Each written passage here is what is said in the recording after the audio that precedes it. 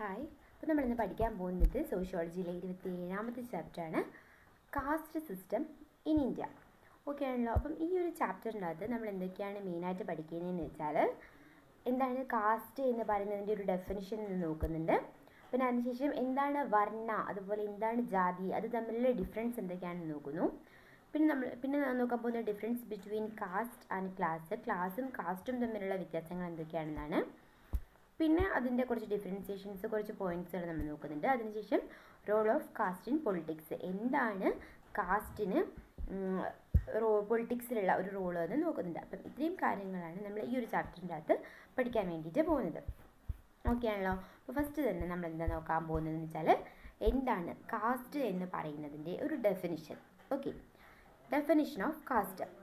Cast can be defined as hereditary endogamous group having common name, common traditional occupation, common culture, relatively rich in matters of mobility, distinctiveness or status and forming a single homogeneous community. അപ്പോൾ വളരെ സിമ്പിളായിട്ട് നമുക്ക് എന്താണ് cast എന്ന് പറയാം. Cast എന്ന് പറയുമ്പം heredity, അതായത് പാരമ്പര്യമായിട്ട് വരുന്ന പരമ്പരകളായിട്ട് വരുന്ന ഒരു ഗ്രൂപ്പ് ഓഫ് പീപ്പിളാണ്. ഇനി അതിൻ്റെ ഒരു പ്രത്യേകത എന്ന് പറയുന്നത് എന്തായിരിക്കും? ഹാവിങ് കോമൺ നെയിം, അതായത് ഒരു കോമൺ ആയിട്ടുള്ള പേരുണ്ടായിരിക്കും. അവർക്ക് അവരുടേതായിട്ടുള്ള ഒരു പരമ്പരാഗതമായിട്ടുള്ള തൊഴിലുണ്ടായിരിക്കും. അവർക്ക് അവരുടേതായിട്ടുള്ള ഒരു കോമൺ ആയിട്ടുള്ള ഒരു കൾച്ചർ ഉണ്ടായിരിക്കും. പിന്നെ ഇവരുടെ ഒരു പ്രത്യേകത എന്ന് പറയുന്നത് താരതമ്യേന അവർ എങ്ങനെയായിരിക്കും, കുറച്ച് ഒരു കൂടി നിൽക്കുന്നത്, അതായത് വളരെ വൈഡായിരിക്കില്ല. എന്ന് വെച്ചാൽ കുറച്ചുകൂടിയൊക്കെ ഒരു ഇടുങ്ങിയ രീതിയിലുള്ള ജീവിതം നയിക്കുന്നവരായിരിക്കും. ഇടുങ്ങിയ രീതിയിലുള്ള ജീവിതം എന്ന് പറയുമ്പം അവരിലേക്ക് തന്നെ ഒരു അങ്ങനെ ആ ഒരു രീതിക്കുള്ളവരായിരിക്കും അവരുടെ ഒരു മൊബിലിറ്റി.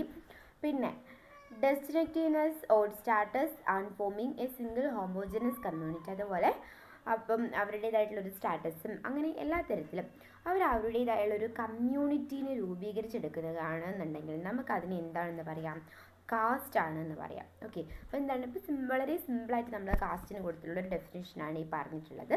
എങ്ങനെ പരമ്പരാഗതമായിട്ട് അല്ലെങ്കിൽ പാരമ്പര്യമായിട്ട് തലമുറകളായി കൈമാറി വന്നിട്ടുള്ള ഒരു കൂട്ടം ആളുകൾ, അവർക്ക് ഒരു പൊതുവായിട്ടുള്ള പേരും പരമ്പരാഗതമായിട്ടുള്ളൊരു തൊഴിലും പരമ്പരാഗതമായിട്ടുള്ളൊരു കൾച്ചറും പിന്നെ താരതമ്യേന അവർ കുറച്ചൊരു ഇടുങ്ങിയ രീതിയിലൊക്കെ ആയിട്ട് അവരുടേതായ സ്റ്റാറ്റസൊക്കെ നിലനിർത്തിക്കൊണ്ട് പോകുന്ന ഒരേപോലെയുള്ള ആളുകളുടെ ഒരു ഗ്രൂപ്പ്, ഈ തരത്തിൽ ഒരേപോലെയുള്ള ആളുകളുടെ ഒരു ഗ്രൂപ്പ്, അതിന് നമുക്ക് വളരെ സിമ്പിളായിട്ട് പറയുകയാണെങ്കിൽ കാസ്റ്റ് എന്ന് പറയാം.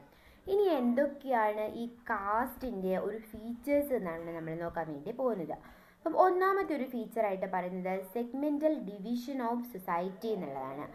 എന്തായിരുന്നു? Segmental division of society. എന്താണ് സെഗ്മെൻ്റൽ ഡിവിഷൻ ഓഫ് സൊസൈറ്റി എന്ന് പറഞ്ഞാൽ? സെഗ്മെൻ്റൽ ഡിവിഷൻ ഓഫ് സൊസൈറ്റി എന്ന് പറയുമ്പം it means Indian social stratification is largely based on caste. അല്ലേ, നമുക്കറിയാമല്ലോ നമ്മുടെ ഇന്ത്യയിൽ നമ്മുടെ സമൂഹത്തെ ഇങ്ങനെ തരംതിരിച്ചിട്ടുള്ളത് പ്രധാനമായിട്ടും കാസ്റ്റിൻ്റെ അടിസ്ഥാനത്തിലാണ്.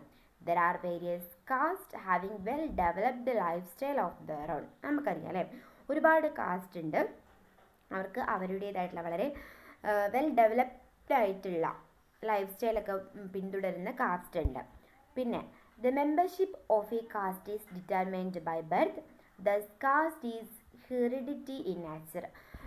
നമുക്ക് അറിയുന്നൊരു കാര്യമാണ്, ഒരു കാസ്റ്റിൽ നമ്മൾ മെമ്പർഷിപ്പ് ഒന്നും പോയിട്ട് സാധാരണഗതിയിൽ എടുക്കുകയല്ല ചെയ്യാറ്. ബൈ ബർത്ത്, നമുക്ക് നമ്മുടെ ജനനം കൊണ്ട് കിട്ടുന്നതാണ് ഒരു കാസ്റ്റിൻ്റെ അകത്തുള്ള നമ്മുടെ ഒരു മെമ്പർഷിപ്പ് എന്ന് പറയുന്നത്. അതായത് നമ്മളൊരു കാസ്റ്റിൽ മെമ്പർ ആവുന്നത്, അല്ലെങ്കിൽ നമ്മൾ ഇപ്പം ഇന്ന കാസ്റ്റിലാണ് ഞാനെന്ന് പറയുമ്പം അത് സാധാരണഗതിയിൽ എന്താണ്? ബൈ ബർത്ത്, നമുക്ക് നമ്മുടെ ജനനം കൊണ്ട് കിട്ടുന്ന ഒന്നാണ് കാസ്റ്റിനകത്തുള്ള ഈ ഒരു മെമ്പർഷിപ്പ് എന്ന് പറയുന്നത്. അപ്പം അതുകൊണ്ടാണ് സെഗ്മെൻ്റൽ ഡിവിഷൻ ഓഫ് സൊസൈറ്റി എന്ന് പറയുന്നത്. അതായത് ഹെറിഡിറ്റി, പരമ്പരാഗതമായി തലമുറകളായി നമുക്ക് ലഭിക്കുന്ന ഒന്നിനെയാണല്ലോ കാസ്റ്റ് എന്ന് പറയുന്നത്. അപ്പം അതുകൊണ്ട് നമുക്ക് പറയാം കാസ്റ്റ് എന്ന് പറയുന്നത് സെഗ്മെൻ്റൽ ഡിവിഷൻ ഓഫ് സൊസൈറ്റിയാണ്. ഓക്കെ, അടുത്ത പോയിന്റ് എന്ന് പറയുന്നത് എന്താണ്? ഹയറാർക്കി. ഓക്കെ, എന്താണ് ഹയറാർക്കി എന്ന് പറഞ്ഞു കഴിഞ്ഞാൽ? It indicates various caste according to their purity and impurity of occupation are ranked from higher to lower position. Hereditary hierarchy എന്ന് പറഞ്ഞു കഴിഞ്ഞാൽ ഇതാണ്. ഓരോ കാസ്റ്റും അവരുടെ ജോലിയുടെ ഒരു പവിത്രതയില്ലായ്മയൊക്കെ അനുസരിച്ചിട്ട് മുകളിൽ നിന്നും താഴേക്ക് എങ്ങനെയായിട്ട് ആളുകളെ ജോലിയുടെ അടിസ്ഥാനത്തിൽ തരംതിരിച്ചിട്ടുണ്ട്. It is like a ladder where pure caste is ranked on the top and impure is ranked at the bottom.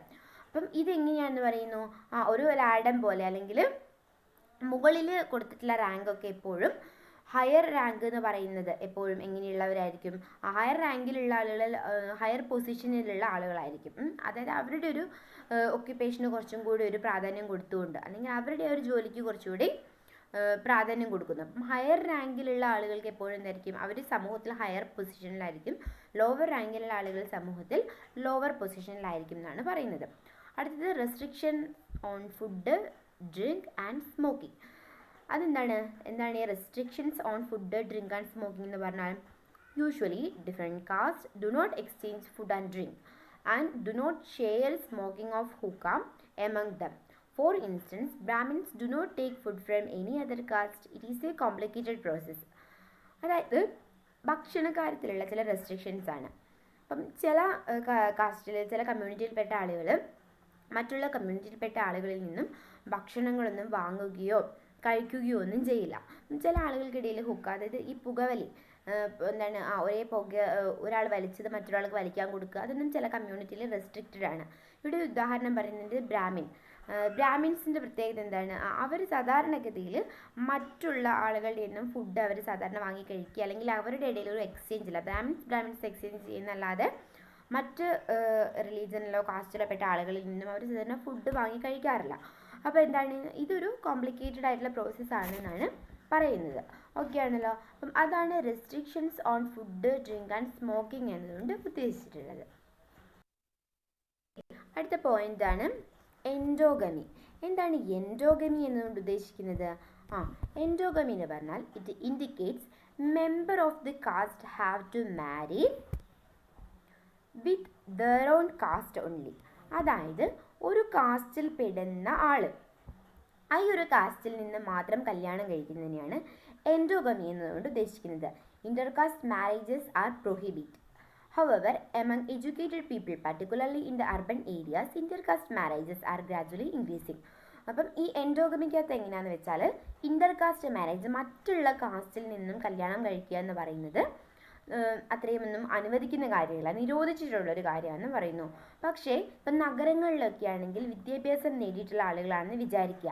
അങ്ങനെ നഗരങ്ങളിലൊക്കെ വിദ്യാഭ്യാസം നേടിയിട്ടുള്ള ആളുകളെ സംബന്ധിച്ച് അവർ ഇന്റർകാസ്റ്റ് മാരേജ്, മറ്റുള്ള കാസ്റ്റിൽ നിന്നൊക്കെ മാരേജ് ചെയ്യുന്നത് അവർ ഒരുപാട് പ്രൊമോട്ട് ചെയ്യുന്ന ആളുകളാണെന്നും പറയുന്നുണ്ട്. ഓക്കെ, അടുത്തത് പ്യൂരിറ്റി ആൻഡ് പൊല്യൂഷൻ. എന്താണ് ഈ പ്യൂരിറ്റി ആൻഡ് പൊല്യൂഷൻ എന്ന് പറഞ്ഞാൽ? It is one of the important features of caste system. അപ്പോൾ കാസ്റ്റ് സിസ്റ്റത്തിൻ്റെ വളരെ പ്രധാനപ്പെട്ട ഒരു ഫീച്ചർ ആയിട്ടാണ് പ്യൂരിറ്റി ആൻഡ് പൊല്യൂഷൻ എന്ന് പറയുന്നത്. Purity and pollution R judged terms of deeds, occupation, language, dress patterns as well as food habit.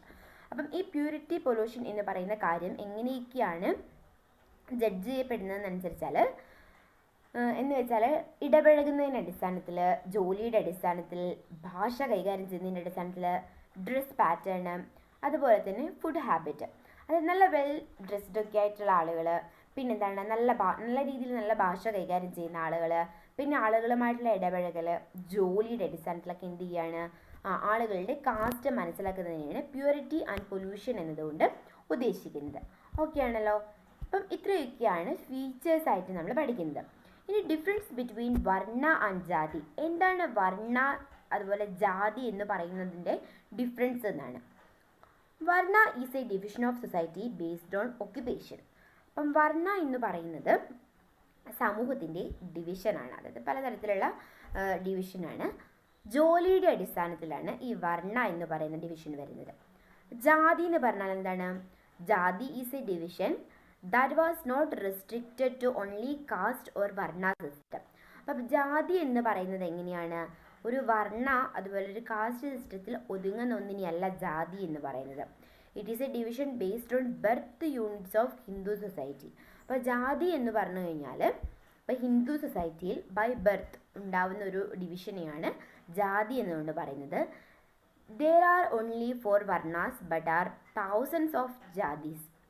അപ്പോൾ വർണ്ണ എന്ന് പറയുമ്പോൾ നമുക്കറിയാലേ, വർണ്ണ സിസ്റ്റം നമ്മൾ പണ്ട് തൊട്ടേ പഠിച്ച് വരുന്നതാണ്. വർണ്ണ സിസ്റ്റം ബ്രാഹ്മണ, ക്ഷത്രിയ, വൈശ്യ, ശൂദ്ര, അങ്ങനെ 4 വർണ്ണാസേ ഉള്ളൂ. പക്ഷേ ജാതി എന്ന് പറയുന്നത് ഏകദേശം ഒരു 1000ഓളം ജാതികളുണ്ട് എന്നാണ് പറയുന്നത്. അപ്പം അതാണ് ജാതിയും വർണ്ണവും തമ്മിലുള്ള ഡിഫറൻസ് എന്ന് പറയാൻ പറ്റുന്നത്. ഇനി നമ്മൾ നോക്കാൻ പോകുന്നത് difference between caste and class ആണ്. കാസ്റ്റും ക്ലാസ്സും തമ്മിലുള്ള ഡിഫറൻസ് എന്തൊക്കെയാണെന്നാണ് നോക്കാൻ പോകുന്നത്. While a caste is hereditary, a class is non hereditary in nature. Caste എന്ന് പറയുന്നത് നമുക്ക് തലമുറകളായി പരമ്പരാഗതമായി കിട്ടുന്നതാണെങ്കിൽ ക്ലാസ് എന്ന് പറയുന്നത് അങ്ങനെയല്ല. A class system allows both exogamy and endogamy, permits mobility either up or down the system and allows an individual to remain in the status to which he was born. അപ്പം ഒരു cast സിസ്റ്റത്തെക്കുറിച്ച് പറഞ്ഞല്ലേ, by birth നമുക്ക് കിട്ടുന്നതാണ്. പക്ഷെ ഒരു class എന്ന് പറഞ്ഞു കഴിഞ്ഞാൽ അങ്ങനെയല്ല. അതിൽ എൻഡോഗമിയും ഉണ്ട്, എക്സോഗമിയും ഉണ്ട്. അതായത് അതിൽ ഉള്ളിൽ നിന്നുള്ള കല്യാണങ്ങളുമുണ്ട്, പുറമെ നിന്നുള്ള കല്യാണങ്ങളുമുണ്ട്. പിന്നെന്താണ്, അവിടെ ഒരു ഇൻഡിവിജ്വലിൻ്റെ ബർത്ത് മൂലമല്ല അവർക്കൊരു സ്റ്റാറ്റസ് ഒന്നും ലഭിക്കുന്നത്. Thus a class is primarily based on socio economic criteria. ഒരു ക്ലാസ് എന്ന് പറയുമ്പം അതൊരു സോഷ്യോ എക്കണോമിക് ക്രൈറ്റീരിയ ആണെന്നാണ് പറയുന്നത്. അതായത് സമൂഹത്തിലെ ഇടപെടലുകളിലൂടെയൊക്കെയാണ് ഉണ്ടാവുന്നതെന്ന് പറയുന്നു. There are 3 major classes found, upper, middle and lower. അപ്പം കാസ്റ്റ്, ഇങ്ങനെ കുറേ കാസ്റ്റ് ഉണ്ടെന്ന് പറഞ്ഞാൽ ക്ലാസ് എന്ന് പറയുമ്പോൾ മെയിനായിട്ട് നമ്മൾ പറയാം upper class, lower class, middle class, അങ്ങനെയാണ്. Each class is divided into 2 sub divisions. ഇനി ഈ അപ്പർ ക്ലാസ്സിനെയും 2ആയി തിരിച്ചിട്ടുണ്ട്, മിഡിൽ ക്ലാസ്സിനെയും 2ആയി തിരിച്ചിട്ടുണ്ട്, ലോവർ ക്ലാസ്സിനെയും 2ആയി തിരിച്ചിട്ടുണ്ട്. അതേതൊക്കെയാണ്? ദേ ആർ അപ്പർ, അതായത് അപ്പർ അത്രയും മുകളിലുള്ളത്. പിന്നെ lower upper, upper middle, lower middle, upper lower, lower lower, അങ്ങനെ ഈ 3 ക്ലാസ്സിനെ പിന്നെയും തിരിച്ചിട്ടുണ്ട്.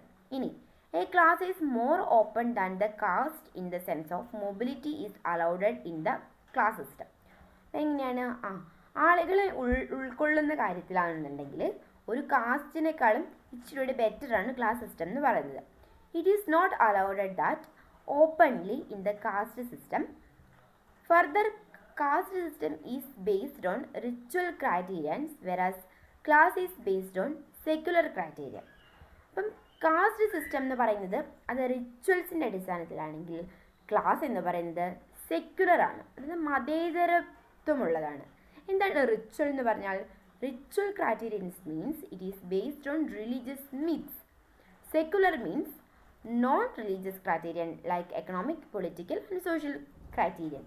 അപ്പോൾ എങ്ങനെയാണ്? റിച്വൽ എന്ന് പറഞ്ഞു കഴിഞ്ഞാൽ റിലീജിയസ് മിത്ത്, അതായത് ഓരോ ജാതിക്കും അവരുടേതായിട്ടുള്ള മിത്തുകൾ, അതായത് സങ്കല്പങ്ങൾ, ഐഡിയോളജീസ് ഒക്കെ ഉണ്ടാവും. അപ്പം അതിൻ്റെ അടിസ്ഥാനത്തിൽ പോകുന്ന ഒന്നാണ് കാസ്റ്റ് എന്ന് പറയുന്നത്. പക്ഷേ ക്ലാസ് എന്ന് പറഞ്ഞു കഴിഞ്ഞാൽ അങ്ങനെയല്ല. അത് സമൂഹത്തിലെ എക്കണോമിക്, പൊളിറ്റിക്കൽ, സോഷ്യൽ ആ ഒരു രീതിയിൽ പോകുന്നതിനെയാണ് നമ്മൾ ക്ലാസ് എന്ന് പറയുന്നത്. ഓക്കെ ആണല്ലോ. അപ്പം ഇതാണ് കാസ്റ്റും ക്ലാസ്സും തമ്മിലുള്ള ഡിഫറൻസസ് എന്ന് പറയുന്നത്. ഇനി അടുത്ത് നമ്മൾ നോക്കാൻ പോകുന്നത് changes in the caste system. ഈ കാസ്റ്റ് സിസ്റ്റത്തിൻ്റെ അകത്ത് ഒരുപാട് ചേഞ്ചസ് വന്നിട്ടുണ്ട്. അങ്ങനെ വന്നിട്ടുള്ള ചേഞ്ചസ് എന്തൊക്കെയാണെന്നാണ് അടുത്തതായിട്ട് നോക്കുന്നത്. അപ്പം ഒന്നാമത്തെ ഒരു ചേഞ്ചസ് ആയിട്ട് പറഞ്ഞിട്ടുള്ളൊരു കാര്യമാണ് സംസ്കൃതിസേഷൻ. എന്താണ് ഈ സംസ്കൃതിസേഷൻ എന്ന് പറഞ്ഞാൽ? It is a process by which any low caste could adopt to the pattern, behaviour, style of life and culture of high caste and claim membership in that high caste. അപ്പം സംസ്കൃതൈസേഷൻ എന്ന് പറഞ്ഞാൽ ഒരു law കാസ്റ്റിൽപ്പെട്ട ആൾക്ക് ഒരു high കാസ്റ്റിലുള്ള ആളുകളെ പോലെ behave ചെയ്യാനും അവർ ചെയ്യുന്ന ജോലി ചെയ്യാനും അവരുടേതായിട്ടുള്ള ലൈഫ് സ്റ്റൈല് സ്വീകരിക്കാനും അവരുടെ കാസ്റ്റിലുള്ള മെമ്പർഷിപ്പ് എടുക്കാനൊക്കെയുള്ള ഒരു രീതി, അതിനെയാണ് സംസ്കൃതൈസേഷൻ എന്നതുകൊണ്ട് ഉദ്ദേശിക്കുന്നത്. But they have to leave their unclean occupation and other impure habits like meat eating and taking liquor etc. പക്ഷേ ഇങ്ങനെയുള്ള ആളുകൾ ഇപ്പം ഈ ഹൈ കാസ്റ്റ് സ്വീകരിക്കുമ്പം ലോ കാസ്റ്റിൽപ്പെട്ട ആളുകൾ എന്ത് ചെയ്യണം? അവരുടേതായിട്ടുള്ള ബാഡ് ഹാബിറ്റ്സുകളൊക്കെ ഒഴിവാക്കണം. അതായത് ഇപ്പം എന്താണ് മദ്യപിക്കുകയാണെന്നുണ്ടെങ്കിൽ അത് ഒഴിവാക്കണം. പിന്നെ എന്താണ് ഇപ്പം മീറ്റ് ഇറച്ചി കഴിക്കുന്നവരാണെന്നുണ്ടെങ്കിൽ അത് ഒഴിവാക്കണം. അപ്പം നിങ്ങൾ ചോദിക്കുക ഇറച്ചി കഴിക്കുന്നത് ഒരു ബാഡ് ഹാബിറ്റ് ആണെന്ന്. ഇവിടെ ഒരു ഉദാഹരണമായിട്ട് പറയുന്നത് ഒരുപക്ഷെ ബ്രാഹ്മിൻ കമ്മ്യൂണിറ്റി ആയിരിക്കാം. അതുകൊണ്ടാണ് എന്ത് പറഞ്ഞിട്ടുള്ളത്? മീറ്റ് കഴിക്കുന്നത് അങ്ങനത്തെ ശീലങ്ങളൊക്കെ ഒഴിവാക്കുക എന്ന് പറയുന്നു. The untouchables were not allowed to sanskritize their status. പക്ഷേ ഇവിടെ പറയുന്നൊരു പ്രധാനപ്പെട്ട കാര്യമാണ് അൺടച്ചബിൾസ്, അതായത് തൊട്ടുകൂടായ്മ. അങ്ങനെയുള്ള ആളുകളെ ഈ സാൻസ്ക്രിറ്റൈസ് ചെയ്യാൻ വേണ്ടിയിട്ട് അനുവദിക്കുന്നില്ല എന്നും പറയുന്നു. Thus only middle class could sanskritize themselves. അതായത് ഈ അപ്പർ ക്ലാസ് അത് അപ്പർ കാസ്റ്റിലുള്ള ആളുകൾ ഓക്കെ, അത് കഴിഞ്ഞ് മിഡിൽ ക്ലാസ്സിൽ വരുന്ന ആളുകളുണ്ടല്ലോ, അവർക്കാണ് ഈ സാൻസ്ക്രിറ്റൈസ് എന്ന് പറയുന്നൊരു അവസരം നൽകുന്നത്. ഫോർ സാൻസ്ക്രിറ്റൈസേഷൻ ഈ കാസ്റ്റ് മസ്റ്റ് ഹാവ് 3 കണ്ടീഷൻ. അപ്പം ഈ സാൻസ്ക്രിറ്റൈസേഷൻ എന്ന് പറയുന്ന പ്രോസസ്സ് ചെയ്യണമെങ്കിൽ ഒരു കാസ്റ്റിന് 3 കണ്ടീഷൻസ് നിർബന്ധമായിട്ടും ഉണ്ടായിരിക്കണമെന്ന് പറയുന്നു. അതിൽ ഒന്നാമത്തെ condition, it should have A touchable status. അതായത് തൊട്ടുകൂടായ്മയുള്ള ഒരു കാസ്റ്റ് ആയിരിക്കാൻ പാടില്ല. ഓക്കെ, ഒരു ടച്ചബിൾസ്, അതായത് ഇപ്പം നമുക്കറിയാമല്ലോ ചില കാസ്റ്റിനെ പണ്ട് കാലത്തൊക്കെ തൊട്ടുകൂടാത്തവർ, തീണ്ടിക്കൂടാത്തവർ അങ്ങനെയൊക്കെ പറഞ്ഞിട്ടുണ്ടായിരുന്നു. അപ്പം അങ്ങനെയൊന്നുമുള്ള കാസ്റ്റിൽപ്പെട്ട ആളുകളായിരിക്കാൻ പാടില്ല. പിന്നെ പറയുന്നത് എന്താണ്, it should have better economic conditions. അവർക്ക് നല്ല രീതിയിലുള്ള സാമ്പത്തിക നിലവാരം ഉണ്ടായിരിക്കണം.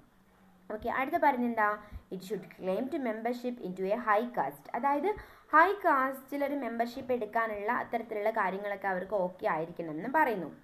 By propagating some story or myths is a group process and not an individual process.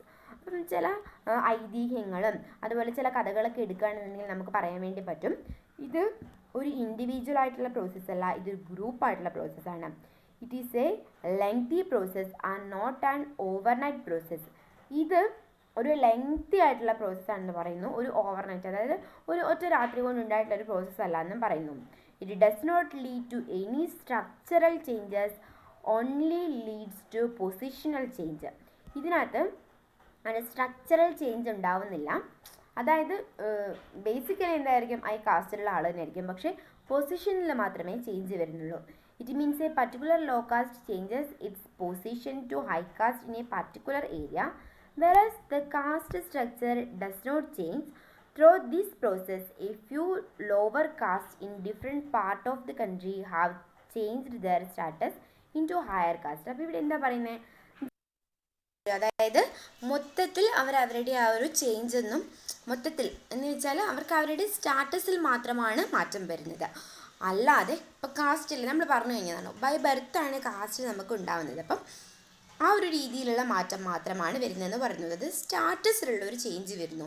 അപ്പം ലോവർ കാസ്റ്റ് മിഡിൽ കാസ്റ്റിലുള്ള ആളാണെങ്കിൽ ഒരു ഹയർ കാസ്റ്റിലുള്ള ആളുടേതായിട്ടുള്ള സ്റ്റാറ്റസ് ലഭിക്കുന്നു എന്നുള്ളതാണ് ഈ സാൻസ്ക്രിറ്റൈസേഷൻ എന്ന് പറഞ്ഞ പോയിന്റ് കൊണ്ട് ഉദ്ദേശിക്കുന്നത്.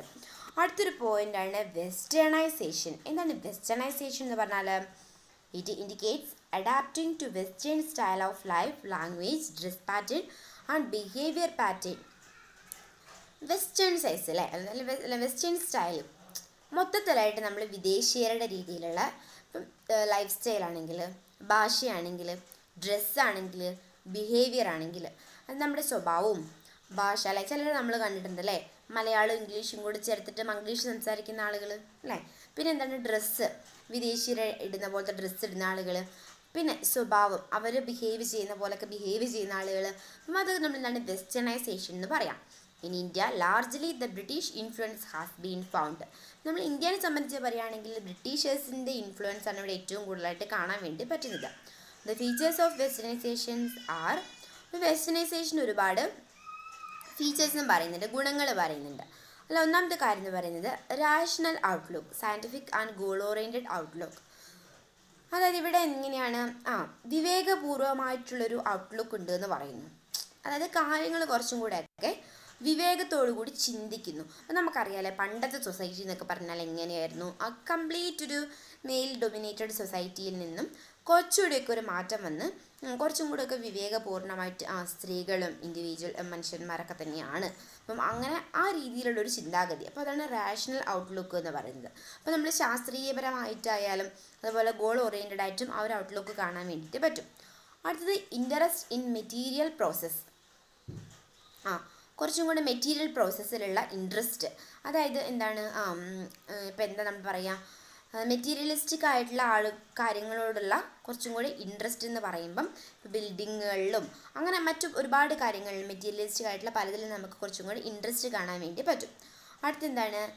Reliance on modern communication process and mass media. ഇപ്പം നമുക്കറിയാലോ ഒരുപാട് പുതിയ തരത്തിലുള്ള കമ്മ്യൂണിക്കേഷൻ ഡിവൈസുകളുണ്ട്, മാസ് മീഡിയാസ് ഉണ്ട്. അപ്പം അതിൻ്റെ ഒരു കുറച്ചുകൂടെ വൈഡായിട്ടുള്ള ഉപയോഗം എന്നോ അല്ലെങ്കിൽ ഉൽപ്പാദനം എന്നോ ഒക്കെ പറയാം. ഇനി ഇംഗ്ലീഷ് മീഡിയം എഡ്യൂക്കേഷൻ, ഏറ്റവും പ്രധാനപ്പെട്ടൊരു പോയിൻ്റാണ് എന്താണ് ഇംഗ്ലീഷ് മീഡിയം എഡ്യൂക്കേഷൻ. പിന്നെ ഹൈ സോഷ്യൽ മൊബിലിറ്റി, നല്ല രീതിയിലുള്ള സാമൂഹികപരമായിട്ടുള്ള ഉന്നമനങ്ങൾ ഉണ്ടെന്നും പറയാൻ വേണ്ടിയിട്ട് പറ്റും. അപ്പം ഇതൊക്കെയാണ് വെസ്റ്റേണൈസേഷൻ്റെ ഫലമായിട്ടുള്ള കാര്യങ്ങൾ, അല്ലെങ്കിൽ വെസ്റ്റേണൈസേഷൻ എന്ന് പറയുന്നതുകൊണ്ട് ഉദ്ദേശിക്കുന്നത്. എന്താണ് വെസ്റ്റേണൈസേഷൻ? നമുക്കറിയുന്നതാണല്ലേ, വെസ്റ്റേൺ കൾച്ചർ ചെറുതായിട്ടൊന്ന് സ്വീകരിക്കുക എന്ന് പറയാം. അടുത്തതാണ് മോഡേണൈസേഷൻ എന്ന് പറയുന്നത്. എന്താണ് മോഡേണൈസേഷൻ എന്ന് പറഞ്ഞാൽ? It is a process which primarily relies on scientific outlook, rational attitudes, high social mobility, mass mobilization, empathy, beliefs in liberty, equality and fraternity, high level of motivation to do everything with perfection, specializations and super specializations in work, active participations and dealing with compels organizations. അപ്പോൾ എന്താണ് modernisation എന്ന് പറഞ്ഞാൽ? Modern അല്ലേ, കുറച്ചും കൂടിയൊക്കെ ഒരു പുരോഗമനം എന്ന് നമുക്ക് പറയാൻ വേണ്ടിയിട്ട് പറ്റും. ഒരു സിമ്പിളായിട്ട് പറയുകയാണെന്നുണ്ടെങ്കിൽ അത് എന്തിലൊക്കെ നമുക്ക് കാണാൻ വേണ്ടി പറ്റും? ചിന്തയിൽ, നമ്മുടെ ആറ്റിറ്റ്യൂഡിൽ, മനോഭാവത്തിൽ, പിന്നെ ആളുകളെ സമൂഹത്തിലേക്ക് കൂട്ടുന്നതിലേക്ക്, പിന്നെ ആളുകളോടുള്ള ഒരു സിമ്പതി അല്ല എമ്പതി, അതായത് എന്താണ് ഒരു നമ്മൾ ആ ഒരു കൂട്ടത്തിൽ ഒരാളാണെന്നുള്ളൊരു വികാരം.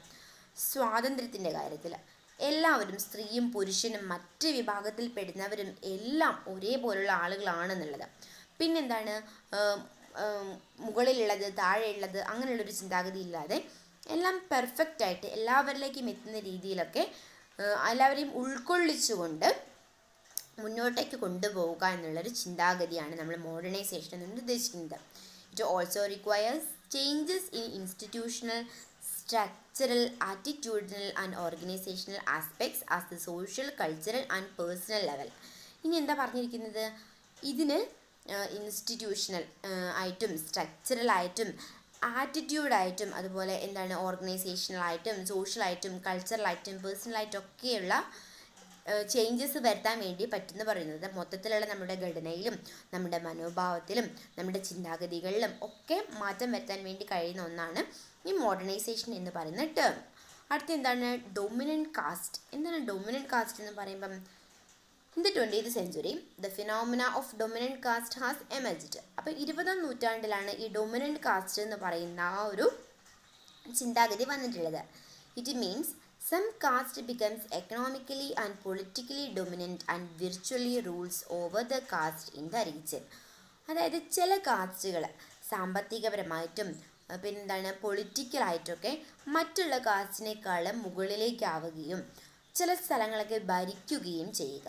A caste can become dominant by having a feature like, ഒരു കാസ്റ്റിന് ഡൊമിനൻ്റ് ആവണമെന്നുണ്ടെങ്കിൽ താഴെ പറയുന്ന കുറച്ച് ഫീച്ചേഴ്സൊക്കെ വേണമെന്ന് പറയുന്നു. എന്താണ്? ഒന്നാമത്തെ കാര്യം, large land holding in the area, good economic position അല്ലേ, അതായത് നല്ല രീതിയിലുള്ള സാമ്പത്തികം ഉണ്ടായിരിക്കണം എന്ന് പറയുന്നു. ഒരുപാട് ഭൂമിയൊക്കെ സ്വന്തമായിട്ട് കൈവശം ഉണ്ടായിരിക്കണം. അടുത്ത് പറഞ്ഞെന്താ? Politically dominant, become a vote bank, അതായത് പൊളിറ്റിക്കലി എന്തായിരിക്കണം? കുറച്ച് പിടിപാടൊക്കെ ഉണ്ടായിരിക്കണം. എന്ന് വെച്ചാൽ ഒരു കാസ്റ്റ് ഒരു പ്രത്യേക സ്ഥലത്ത് ഒരു വോട്ട് ബാങ്ക് ആയിരിക്കണം എന്ന് പറയുന്നു. അടുത്ത എന്താ? ഹാവിങ് എ ലാർജ് പോപ്പുലേഷൻ, ഒരുപാട് ജനസംഖ്യ ഉണ്ടെങ്കിലും അവർക്ക് എന്താണ്? അവർക്ക് അവരുടേതായിട്ടുള്ളൊരു സ്റ്റാറ്റസ് നിലനിർത്താൻ വേണ്ടി പറ്റുമെന്ന് പറയുന്നു. അടുത്ത പോയിൻ്റാണ് ഹൈ റിച്വൽ സ്റ്റാറ്റസ്.